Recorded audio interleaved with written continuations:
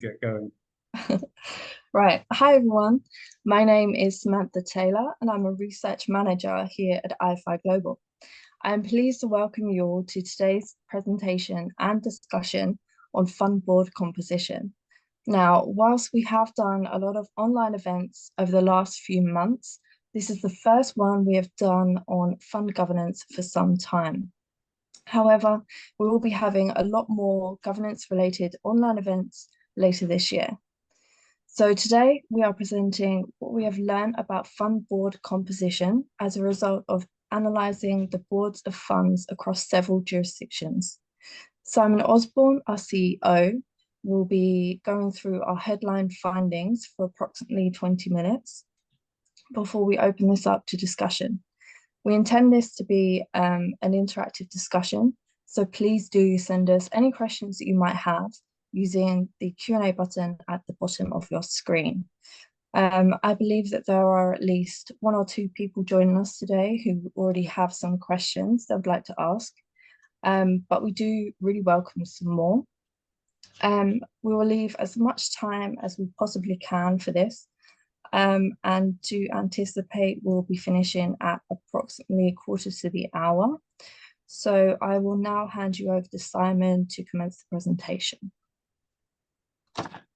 Thank you very much, Samantha, and welcome everyone. We are very pleased that you can join us here today, and we're delighted with the attendance, particularly for late July. We have a really large attendance from not only all the different fund jurisdictions, but people from the US, the UK, and one or two other European countries as well. I think if everyone turns up, we'll be close to or at something like 3 figures, which is more than we thought we would be having. My name is Simon Osborne. I'm the CEO of iFi Global. We are a research and media house based in the City of London, although we do a lot of work in the US, which is where I am at the moment. Fund governance is one of our 3 areas that we specialize in. And we now have been publishing the NED, our fund governance publication, for 13 years. We also have a publication for US managers going offshore or coming to Europe. And we also help them with their selection decisions when it comes to fund directors, mancos, service providers, domiciles, etc. And our third area of specialization is sustainable investing. We now have a sustainable investing publication, and we do a lot of research in that area as well. Today, we are focusing upon something which really only became apparent in terms of its potential importance to us as we were compiling the data for our recently published Good Governance Guide, which we've done for investors and managers. For that governance guide, we analyzed fund board composition across the jurisdictions. Up until that point, we've largely done it on a jurisdictional only basis. So if we were looking at Irish funds, we'd be using the ICAV register or whatever it was, or if we were doing Jersey, JFSC side, and so on and so forth. It was only when we, as I say, put together the Good Governance Guide that we really made the effort to compare the data that we had across jurisdictions. And then we saw, perhaps in a more stark form, the variability in fund boards, particularly fund boards perhaps in the same strategy, but just happen to be in different jurisdictions. And we thought, well, is this an issue? So that's how we got into this particular discussion today. And I should add, before we start this presentation, that this would not have been possible. Indeed, a lot of the work we've done over the last few years wouldn't have been possible either if it hadn't been for the SEC, thanks to their Form ADV, which you have to fill out if you're registered with the SEC. We have collected data on fund boards from a lot of different jurisdictions, including Luxembourg, and without that, we wouldn't be able to have Luxembourg fund board composition. It's not easy to get that from the CSSF. And through the SEC. We also have Irish domicile funds, Bermuda, BVI, and of course, copious numbers of funds in Cayman. So, Samantha, I think if you could switch over to the first slide. Yep. 1 second. There we go. Right. So the agenda today is that I'm going to quickly take you through some of the findings we have, and then we're going to ask the question, does variability in fund board composition matter? We don't know. We are doing a consultation, I should have said, to try and discover that, especially with investors, but with managers and indeed directors as well. And I know a number of people from all those categories are joining us today. So we'll be very interested in feedback you have on this. And then the answer is, if the answer to the question is yes, which it may well not be, but if it is, what, if anything, should be done about it? So let's go on to the first slide of the presentation. Just for today, because I could keep you here till midnight US time, let alone European time, going through all the different managers and funds that we have from all the different jurisdictions.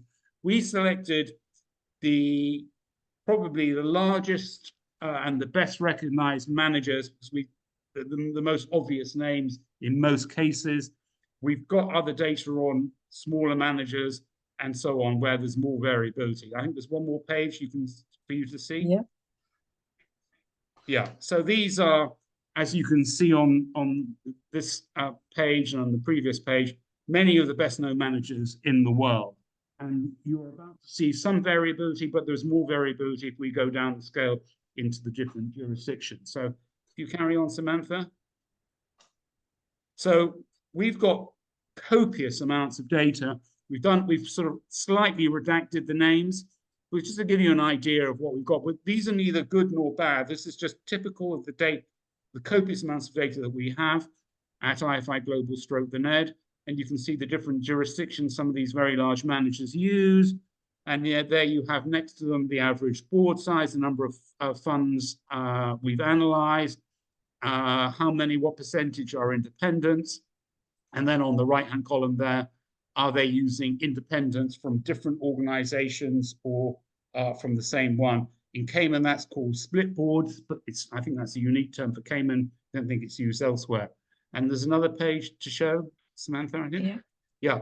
And again, you can see majority of the independents on the right are coming from different places, but not all of them are by any stretch of the imagination either. And then, of course, there's the variability in size of these boards, and also the percentage of independents. So this is just typical. It's not good, not bad. It's just kind of 2 pages we picked out for the purposes of today's presentation. So can we move on now, Samantha? Now I'm going to give you 3 examples of funds with good boards. And by the way, there are many, many of them. Absolutely, there are.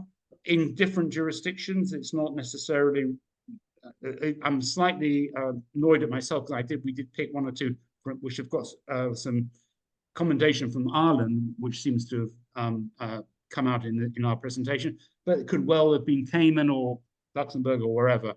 Then I'm going to give you 3 examples of poor boards that we think are below the acceptable standard. And the good ones aren't necessarily that good. They're just reasonably good and just basically simply good enough. So here's one example. Here's a large hedge fund manager, which also has UCITS funds. They have 35 funds domiciled in Ireland. Their boards, all of them, are dominated by independents who have individuals on them with different skills and experience. And they all have, whether this matters or not, I don't know, but they all have at least 1 woman on the board, and their average board size is 5. That would be, from our point of view, considered to be a good board, or a series of good boards. Can we have example 2, please?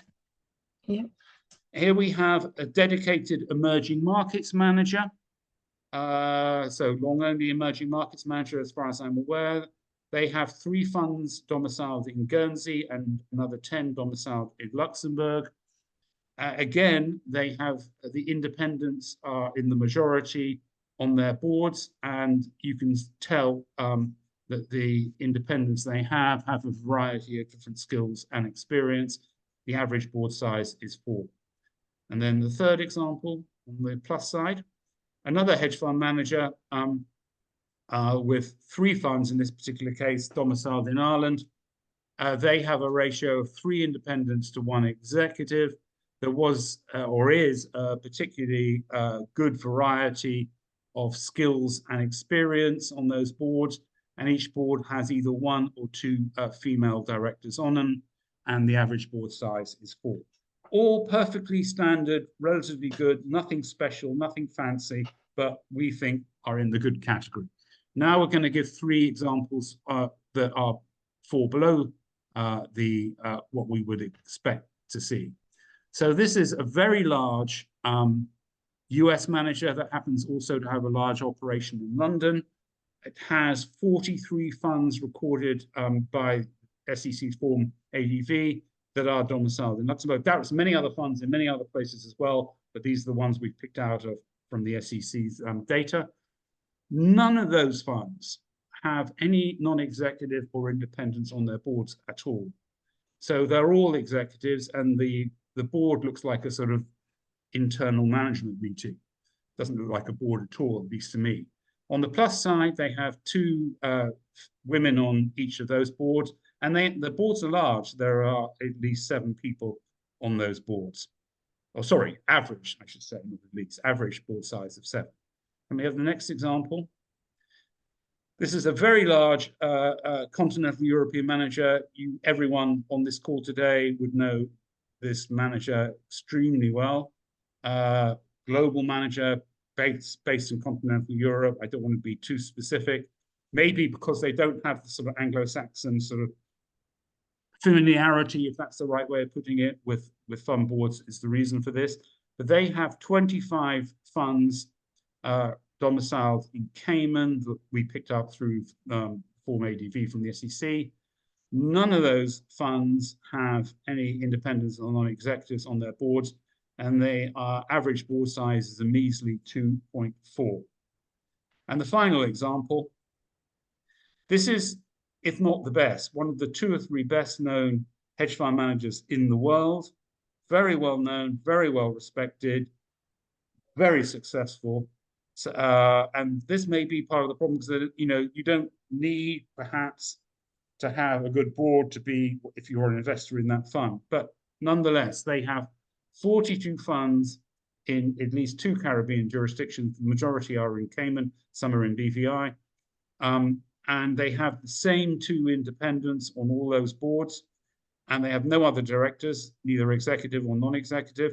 And one of those individuals was involved in quite a long-running court case in the BVI.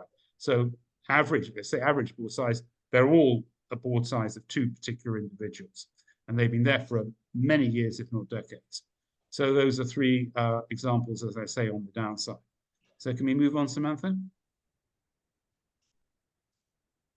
So on these large managers, these well-known global managers, the names I showed you a bit earlier, we have 52 of them that we've used for today's analysis.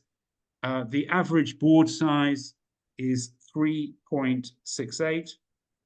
The average number of independents on those boards is 69, and then 79% are independents from different entities. So the 79 of 69 is independent from different entities.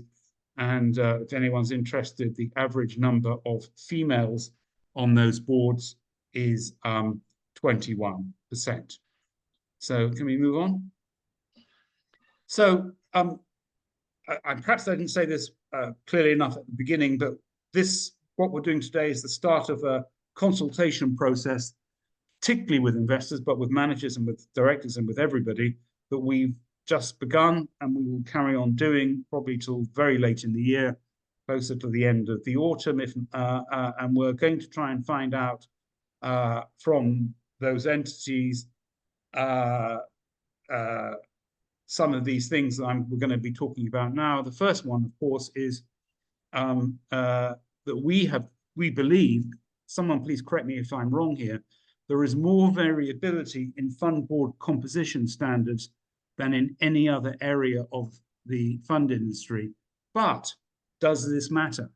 That's the question. Because if you look at mancos, or if you look at service providers, you even look at the law firms that serve managers, there's pretty much, if they're not necessarily all the same standard, but they're pretty much, in the same bracket. They're all very close.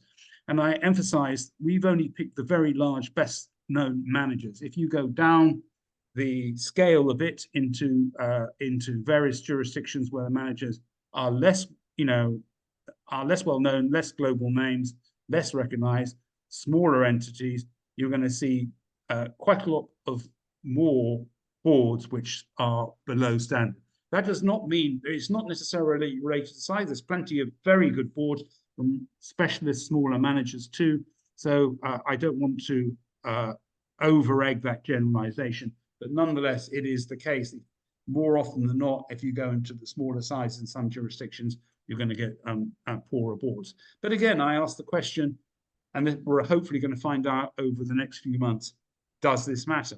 I don't know at the moment, and I'd be very interested to know from the people who are on this webcast today whether they feel it does.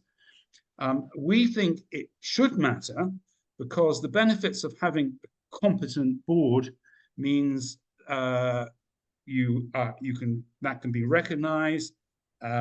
If you have two funds that are in every other way equal, surely an investor would go, if they are aware of the difference, which mostly they're not, but if they were aware of the difference, they would presumably more likely go with a fund that has the more competent board with individuals with different skills and experience than the one that hasn't, if, to repeat, everything was equal. And it shows that the managers put together a competent board, just shows that it's serious about that fund in a way that a manager that hasn't put together a competent board may perhaps not be.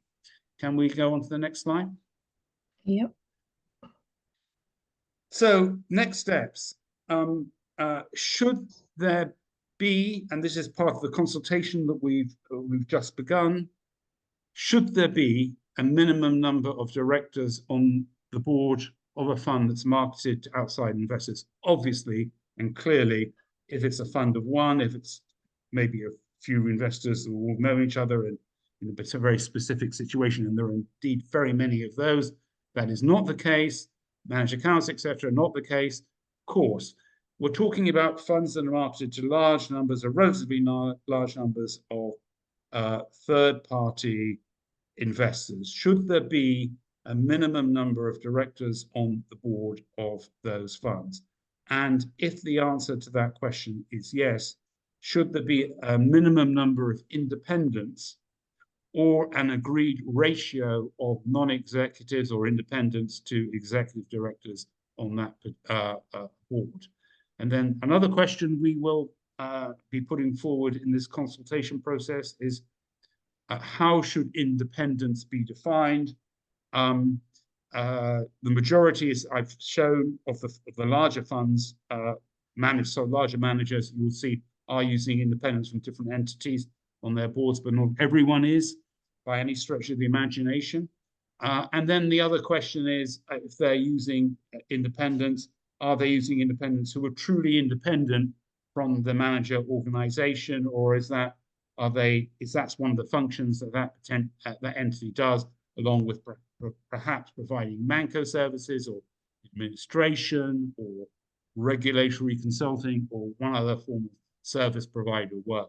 So what is independence? It's a bit like, independence is a bit like beauty. It's in the eye of the beholder, but I think that is relevant. And so my examples of the good guys, which probably didn't come out very well in this presentation, those really did have proper independent directors, were not connected with the entity putting together the fund in any other way. And that is obviously true independence. But are there other forms of independence which are perfectly acceptable? That's a question we would like to ask. Next slide, please, Samantha. Yes, now, this is jumping way ahead of the game here. Let's say yes, yes, and yes. People are thinking, it does matter. We would like to do something about it. These are all very hypothetical situations at the moment. There's two ways of going as far as we're concerned at i5 Global / the Med. One of them is we could help provide a level of guidance which was put together by the industry about what the standard should be. And everyone can just follow that. They don't need us at all. We've got plenty of other things to be getting on with. We don't need this work necessarily, but that is, and so let's say there was an industry collaboration on what a minimum level of competent board should look like. Manager can then just say to its investors or potential investors, we are following the industry guidance, full stop, nothing to do with us whatsoever. That's one way of going.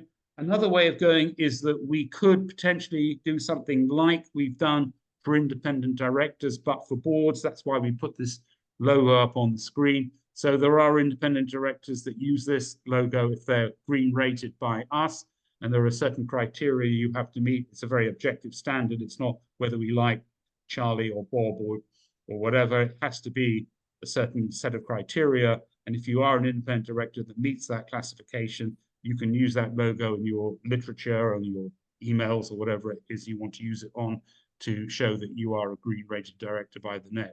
So we could do something similar to that for fund boards, should there be an interest in that. I'm not expecting that there would be, but it is a possibility, especially perhaps for funds, conceivably for funds that are marketed to large numbers of relatively small investors, rather than the big, the relatively small number of big institutional investors, where this wouldn't probably be relevant at all. But for the mass funds to larger numbers of potential investors, having something that shows they have got a competent board, perhaps is something that would be of use. I don't know. So next slide, please, Samantha. All right, just before we get into questions, I just want to quickly tell you all about things that are coming up at the NED later this year. We're starting a series on the governance of emerging asset classes. We're doing a lot of work in tokenization right now. The NED and our US publication, FSI, now has a thing called the Tokenization Intelligence Unit, listing all the tokenized funds. But we're doing a lot of work on the governance of digital assets and indeed of sustainable assets, where there is really a lack of independent directors with the right skill set for those particular specialist funds. And so because of that, because there's quite a lot of directors around, but not necessarily with the skills in those areas, we are doing education and intelligence for them. We are just launching this month the issue of the NED that's going to bed right now, an emerging risk series. This is unquantifiable risk, and that ranges from everything from climate change risk and the relevance of that for funds to global macro risk. If you're like me, and I'm very bearish at the moment, you do think there's a potential crash coming. It's trying to equate some of the weird and wonderful things that are going on in the world on a global macro level into a risk analysis that goes beyond numbers like VaR. And finally, Atlantic Fund Intelligence. That's something we launched a little while ago now. It's coming on very well, where we're advising US managers, as I mentioned, in connection with our US publication, on selection of directors, mancos, jurisdictions and service providers and so on. And we're developing that further, and there'll be more announcements on that in September.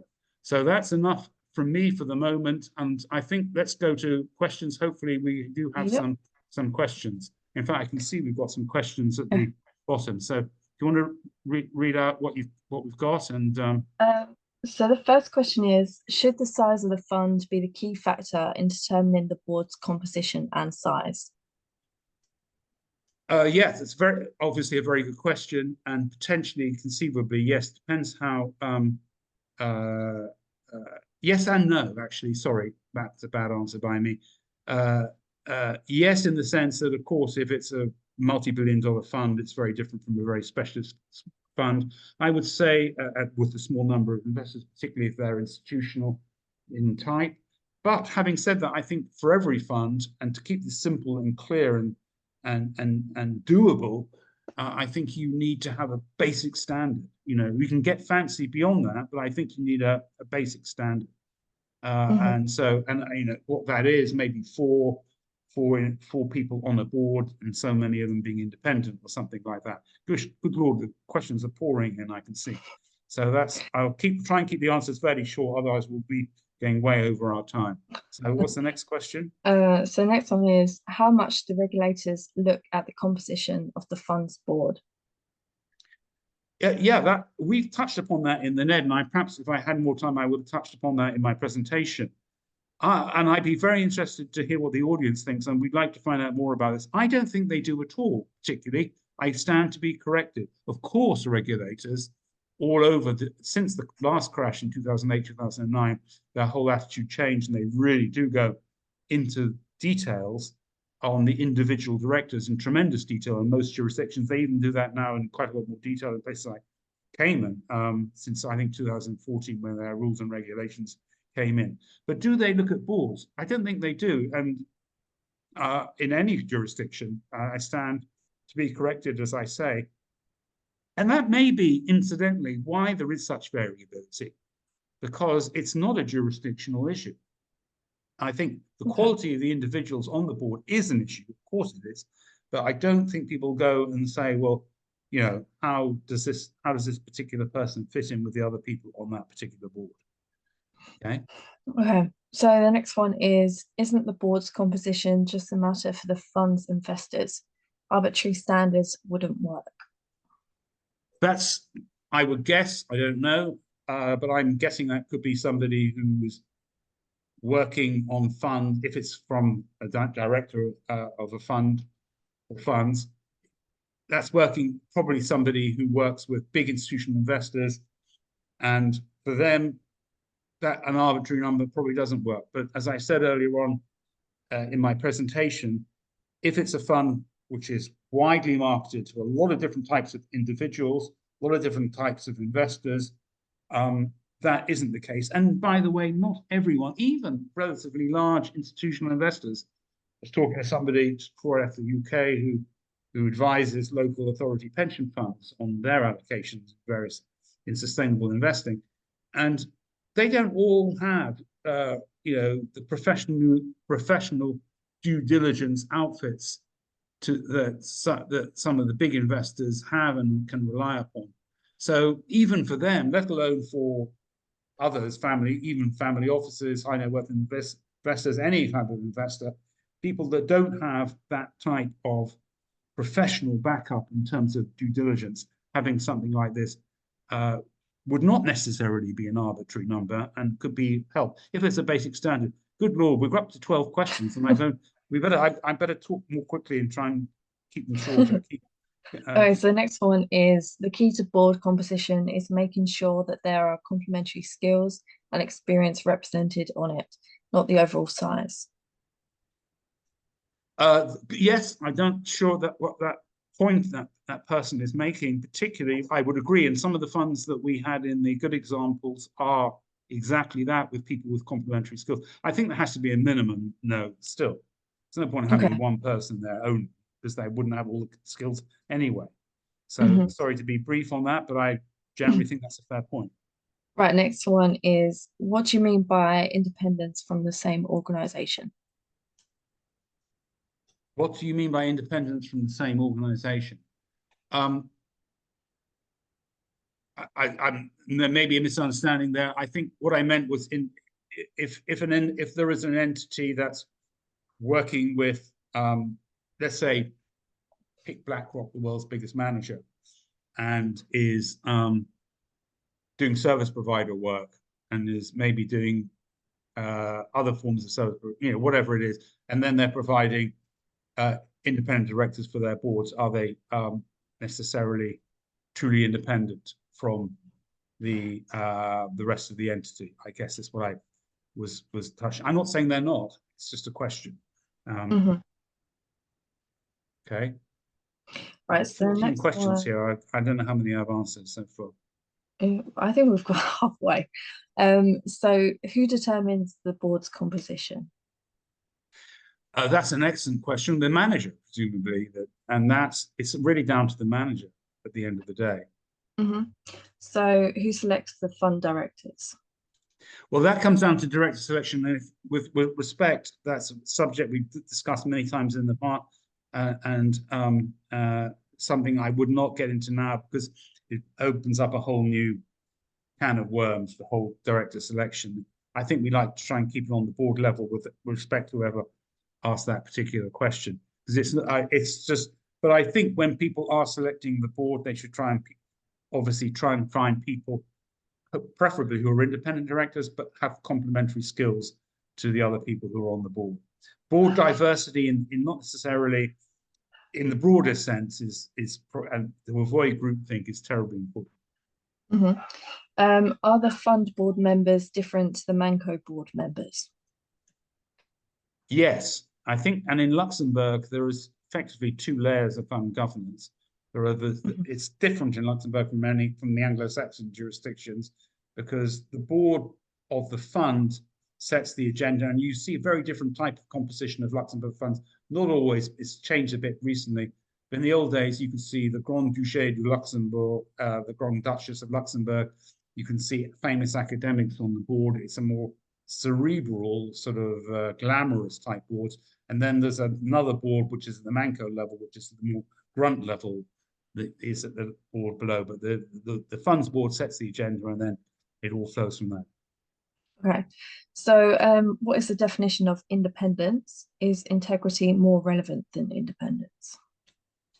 Probably, or potentially, not necessarily. But I think in fund board composition, you couldn't really look into that level of, you wouldn't be able to do that, determine that from just analyzing data, I don't think. Okay. Do regulators focus on Mancos and ignore fund boards? Sorry, can you repeat that? Do regulators focus on Mancos and ignore fund boards? Perhaps again, that's a Luxembourg, potentially Irish specific question. I don't think it affects other jurisdictions. They very focus on Mancos. I don't think they are focused on fund boards, as I was saying earlier. So next one is, how and who will monitor this? Good question. I'm certainly don't think it's IFI Global stroke the NED. We haven't got the resource. What we can do is provide a forum like today. We're writing about this all the time in our publication, the NED. We'll be having further discussions like this once we've got into the consultation process in the autumn. And once we've heard back from the industry, the one party I'm really interested in hearing from most are the investors. Quite interested in hearing from the managers as well, if we can get through to them, but certainly the investors. We have a fair number of investors who are subscribers, so hopefully we'll be able to get their input and be interested to see what they say when we get to them, which we haven't yet done.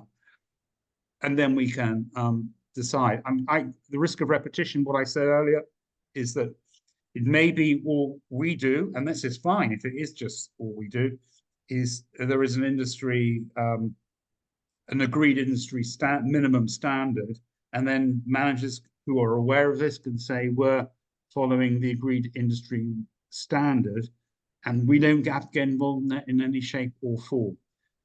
It's something they do with their investors and in their own way. Alternatively, if there wasn't an interest in it, I showed the logo we use for independent directors. We could do something very similar to that for boards, and for boards that are in a very crowded, competitive field, who've put together a competent board, and perhaps others in their same field haven't put together such a competent board.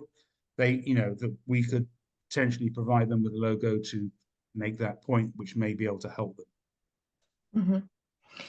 Okay, so this one mentions that each jurisdiction will have its own rules to contend with, or maybe to hide behind. For example, Cayman's requirements are to have 2 Cayman directors for a company, and funds are often companies. Ireland is the same. Therefore, is it really feasible to have a standardized rules?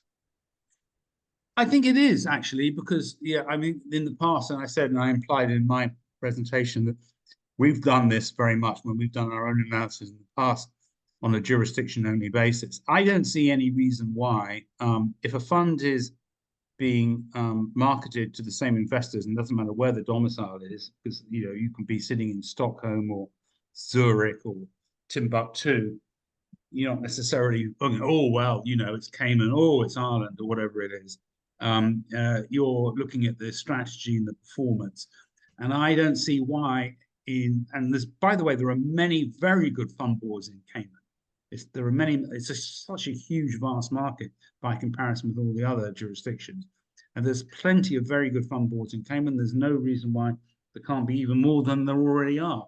And then, and so if you're comparing investing in a fund in Ireland or Luxembourg or Cayman or Jersey, wherever it may be, just some very basic standards. I don't think you can say, oh, well, we don't need this standard because it's Cayman or BVI or wherever it happens to be. So next one is Corporate Sustainability Reporting Directive will open up the world of corporates to INEDs. Sorry, can you say it again? Corporate Sustainability Reporting Directive will open up the world of corporates to INEDs. Independent. Right. Yeah. I think that's interesting. I'm not sure I got anything I can add to that. Interesting. It's something we should explore as an article in the net. So another commenter mentioned for regulated funds in Luxembourg, the CSSF does perform a check to assess if that person is fit to serve on the board, also taking into account the number of mandates already served. Yes, absolutely. And every jurisdiction does that. And every jurisdiction rightly goes through in quite, I understand, a lot of detail to make sure that that particular individual is fit and proper to be on the board. That's well-established practice now. But what they don't do, and I stand to be corrected, I could be wrong, but I don't think I am, they do not look at the overall board composition. They look at the individual. They don't see the relevance of that particular appointment to the board. They're busy enough as it is doing the main part of their job. They're not going to go, well, how does this affect the board? That's what we're talking about today. Of course, we still absolutely do, and we'll continue to have the regulator making sure that individual's fit and proper. Okay, so someone else mentioned that professional fund investors don't really look at the boards of open-ended funds in the same way that they look at closed-ended funds. Yeah, fair point. That's a fair point. And of course, there's a lot of difference between a fund, when a fund has been formed, then investors are going to be more interested in who's on the board. If they're joining a fund that's been up and running, they're going to be less interested too. But I think maybe there's a distinction to be made between open-ended and closed-ended. I don't know, but I think basic standards, to keep it simple, is applicable across the board. Okay. Someone else has mentioned that regulators tend to suggest gently the preference for some independence, some diversity, etc., etc. Yeah, oh, good. If they do, great. And I hope they do that to a greater extent in the future. And yes, in Ireland especially, but I'm sure probably elsewhere too, there's been a big drive by the Central Bank of Ireland to have females on boards. There's been a big drive for that over the last few years. And if this is the right way of putting it, paying dividends, because you can see on Irish fund boards, there are more women now, more and more women on boards, which wasn't the case 5 or 10 years ago. It was a bit of an old boys club, but it's no longer that anymore by any stretch of the imagination. And I know the CBI has been very hot on that for the last few years. I'm sure, I would expect other jurisdictions are as well. Okay. So Central Bank of Ireland has scheduled for directors to take individual responsibility for different areas of the funds. This is reflected in a slightly larger size of the Irish boards. Why do you think that Ireland thinks this is more important? I don't know, but I'm glad that there is slightly larger size of Irish fund boards. And I don't think it's a coincidence. Some of the examples of our good guys we used in the presentation were Irish domicile funds. I think some of the work the Central Bank of Ireland's been doing is paying off. So the next question is, do you measure how long independent board members are on boards and are truly independent? We don't do any measuring. We just from time to time go in there and analyze boards when we've got a reason to do that, and we see what's there. We don't necessarily go. We haven't got the resources to go back and make the comparisons. However, since we're on the subject, perhaps I should make this slightly cheeky point in passing, so near the end. There has been over the years, particularly in some of the Caribbean jurisdictions, so reticence to provide board data to us. Not necessarily the point of the question, but it occurs to me now, so I'm going to say it. Those days, the battle of transparency of who's on the board, those battles are over. That war has been fought because everything is now in the modern era is very transparent. I mentioned SEC's Form ADV, which is fantastic. The problem is, from our point of view, it's a lot of grunt work. Samantha's predecessor has spent hours upon hours, particularly Samantha's predecessor, going through this in tremendous detail. And it's a long, laborious process because you can get the names, but you don't necessarily know who they are. You don't have to go research the names to work out what the composition is. Are they executive or non-executive or whatever? However, the good news is AI is coming on leaps and bounds.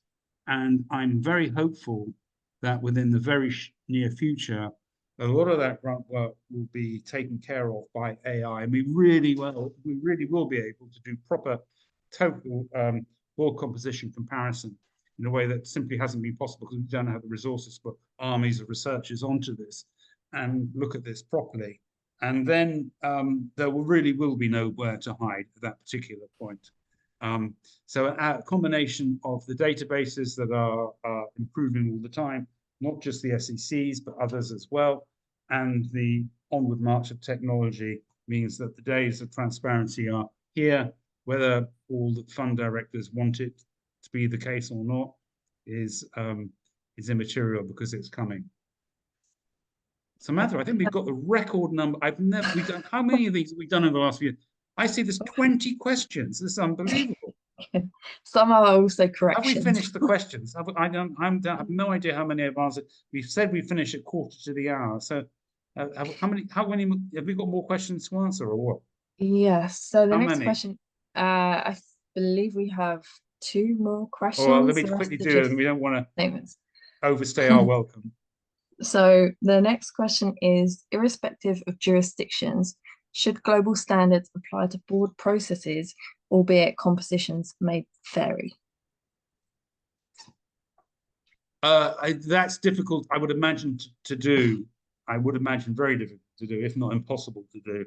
But ideally, yes. But in practice, probably not going to happen in the foreseeable future. I think if we can get to maybe this is, let's try and walk before we can run, or crawl before we can walk. And if we could get some basic standards across the industry for funds that are marketed to third-party investors about what should be a basic level of board composition with numbers of independents, and then go from there and then see what happens. Okay. Is this the last one? I think in terms of questions, yes. There's something about, a question as to term limit trends and CIMA requirements for minimum number of Cayman domiciled directors on Cayman funds. I think it's a question as to whether there are CIMA requirements. Yeah, given the time, and also I don't think I can probably add much to that particular point.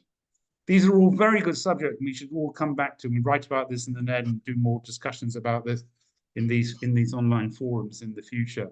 So probably we should wrap it up at this particular point. So thanks for a staggeringly large number of questions. Thank you, Anne. Thank you very much for your attendance today. To repeat perhaps what I've already said, this is the start of a process of engagement with the market on the consultation on board composition. We will be updating our findings as we get results in the NED, and we will have something more formal to say probably the other end of the autumn on this particular matter. We'll see where we go, and in the meantime, we'll be doing a lot of other things such as the ones I mentioned in terms of stuff that's coming up in the NED. So I hope you all have a very good summer, and hopefully see you in September or whenever we do the next one of these particular discussions. Right. Bye-bye. Goodbye, everybody.